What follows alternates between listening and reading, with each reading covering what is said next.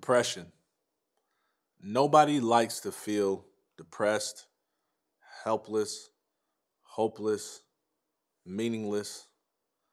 But yet, depression is something that we've all felt. In fact, the World Health Organization estimates that more than 264 million people of all ages around the world suffer from depression. And every year, according to the American Foundation for Suicide Prevention, depression causes an estimated 1.4 million Americans to attempt to end their own life. And the sad news is, more than 48,000 per year succeed. And I was almost one of those people. I mean, we've all heard the stories of former pro athletes like Junior Seau, world beloved Robin Williams, Marilyn Monroe, Kurt Cobain, Ernest Hemingway, Vincent van Gogh. And there's so many other famous entertainers, athletes, and politicians and veterans who had everything but still felt so depressed. And for the longest time, I couldn't understand why some of the most richest, most famous, most gifted people in the world would want to end their own life, a life that millions of other people across the world were aspiring to live. It's so hard to understand how people with money, friends, and seemingly everything could feel so alone and worthless and depressed. I mean, we have more medical assistance, more information, more knowledge, more wisdom, and more access to people who can help us than we've ever had before. I mean, for goodness sake, there's a suicide prevention hotline that's available 24 hours a day, 7 days a week, 365 days a year. And yet, no matter what time of day it is, you can still log on to social media, and there's always someone online who can be a listening ear and even a friend. I mean, think about it. We've got Facebook, Twitter, Instagram, Snapchat, Zoom, FaceTime, TikTok, Microsoft Teams, Slack, daily apps. And I mean, if you like, we've got online video game communities. I mean, come on. There's so many ways for us to connect, but yet we feel so disconnected, so discouraged, so alone that somehow we feel that dying is better than living? Well, I'm here to say no more. I'm here to introduce a new concept. Well, it's actually not really a new concept. It's an old concept that many don't believe. But I believe if we believe this one thing, it can serve as one of the most effective remedies to depression and also one of the best ways to live a more fulfilled life. It's called purpose. That's right, purpose. Purpose is the driving force behind everything you do. It's what makes you get up in the morning and enjoy the pursuit of your dreams. It's what brings more joy into your life and the lives of those around you. I tell you that there is nothing, I mean nothing, more attractive than a man or a woman who knows their purpose. I mean, nice clothes, money, maturity are attractive, but nothing is more enticing than someone who knows who they are. So whether you're a religious person or not, whether you're struggling with depression right now, or you're just someone who wants to live more fulfilled, I'm going to share 3 purpose principles with you that will help you get clarity over your life's purpose. And that understanding will help you to remedy, to cope with your depression and live more fulfilled. You ready? Number 1. Your purpose is not what you do, it's why you do it. We make the mistake of thinking that our purpose is what we do. We think it's our passion. We say things like, my purpose in life is to teach, to speak, to write, to entertain, to build, to heal, to administrate.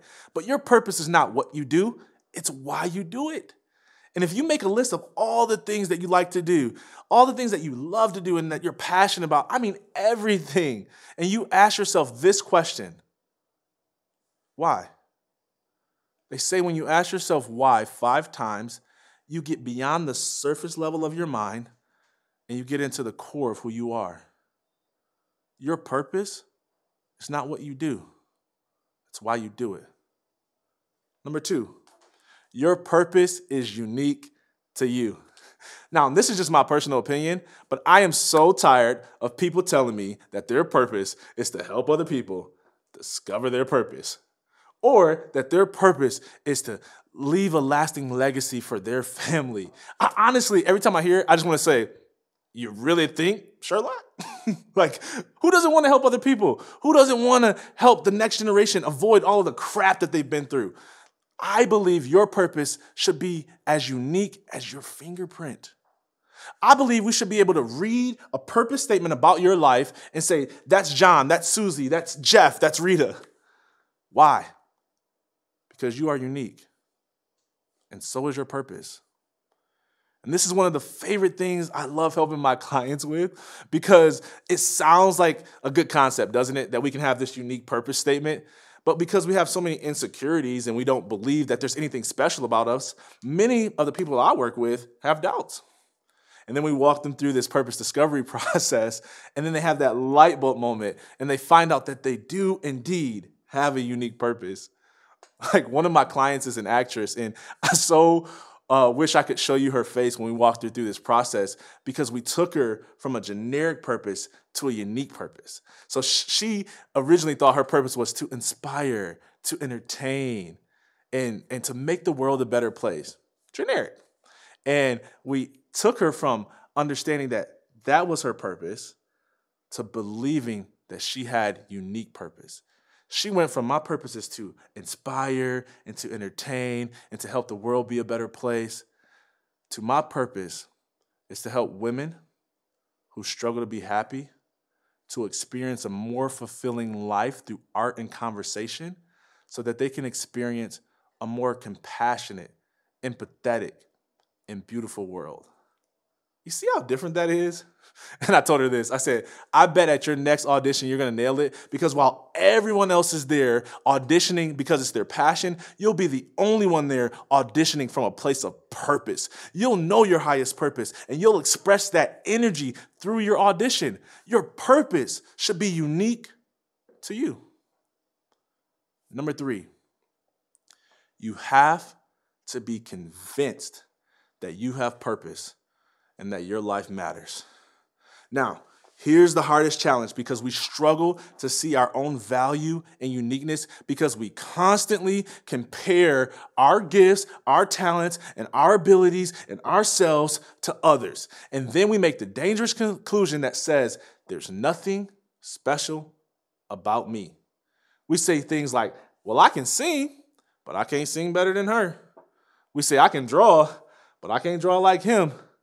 We look at speakers and say, well, I can speak, but I'm not that good. We look at administrators and say, I'm organized, but I'm not that organized. And we make a dangerous conclusion that just because we aren't the best at something, that means we're not special. Listen to me. Just because you're not the best at what you do doesn't mean that you're not special. Just because you've got some issues doesn't mean that your life is meaningless. Let me tell you something. You may not be the best coach. You may not be the best mother. You may not be the best friend. You may not even be the best spouse or lover. But you matter. I love what Dr. Seuss says. He says, to the world, you may just be someone. But to someone, you may be the world. And you do not know what you're fully capable of until you are convinced that you have purpose. One of my favorite quotes is that our greatest fear is not that we are inadequate, but that we are powerful beyond measure. Marianne Williamson. What if you stopped comparing yourself to other people who are smarter, prettier, more talented than you are, and instead you just enjoyed who you are? You will never be convinced that you have purpose until you learn to love yourself. Listen, I used to hate that I was this big guy that had this huge gap in my teeth, but now I love that my gap gives me a unique smile. I used to hate that I was some big, black, tough guy with this high-pitched laugh, but now I enjoy hearing myself chuckle. I used to hate that I didn't fit in with anybody, and I didn't get invited to the clubs and the parties and all that stuff, but now I'm glad that I stand out. I'm one of a kind. I'm special, and so are you. Newton's third law says that for every action, there's an equal and opposite reaction. It sounds cliche, but that means for every positive, there's a negative. And if you don't believe Newton, take it from Tupac. He said, for every dark night, there's a brighter day. It's about perspective, my friend. And listen, I know firsthand how dangerous depression is.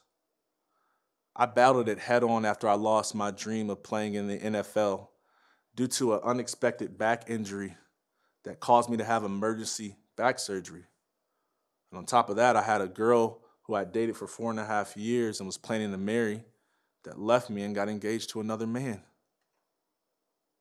And I didn't think my life mattered. I didn't think I had purpose. And I saw counselors, I prayed, I meditated, and nothing helped. I took medication, and honestly, it made it worse. So I tried numbing my pain with drugs, shoving pills down my throat. But I couldn't get high enough to drown out my pain. As soon as that high wore off, there was that depression again. And then, as a former Division I athlete who had all this attention, I know what it's like to be surrounded by people and yet still feel so alone. I mean, I know what it's like to have people say that you matter and that they care, but it feels like they don't, or they're just saying that because it's the polite thing to say.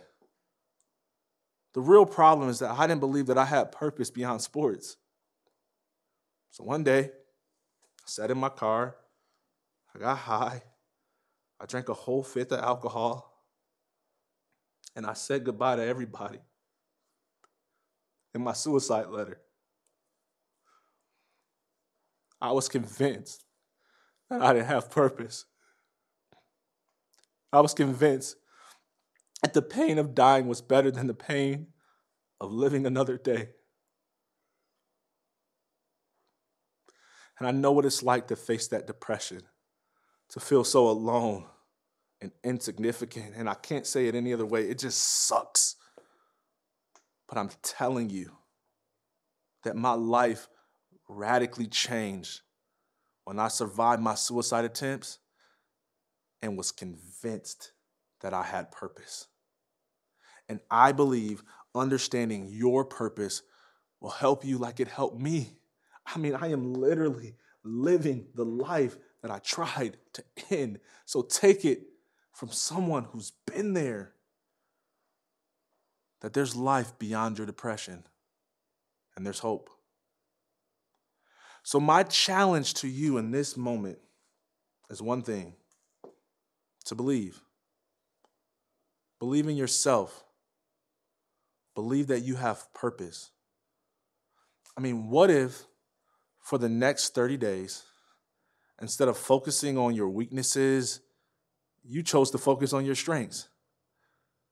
What if instead of being depressed about who you are not and where you are not, you started celebrating who you are and how far you've come?